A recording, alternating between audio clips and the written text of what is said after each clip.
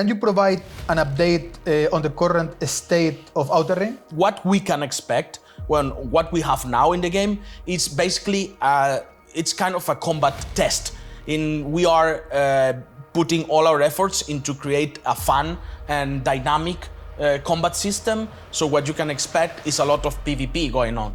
So basically what we have now is not about exploring an open world, which is gonna come in the future, but right now what we have is a lot of PvP and pew-pews going on between players. So because we have to be very sure that the combat system is fun and it's something that is balanced. So we are on that.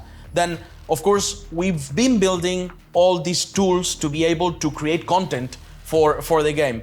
And we've been 2 years building all the tools to be able to create things, because it's super funny to think that creating a video game is pretty manual.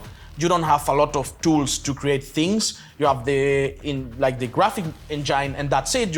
It's a blank stage. You have to do everything, and so we have to create the tools to be able to create content first in the game. So the mission system, our mission system has to be created as a system before we can actually create the missions. Our inventory has to be created as an inventory before we are able to let the users get items into the inventory. So we were creating all that, and from now on, we will be able to start creating content for the game. So you can expect that from our next dev update, which is gonna be really soon, we're gonna have a bigger city, we're gonna have more game modes, we're gonna have maybe some new weapons, I don't know, so a lot of new things, and we will be able to see that, the kind of the development and the improvements are more visible, because until now we're all behind the scenes. We're all trying to create the tools that will allow us to do these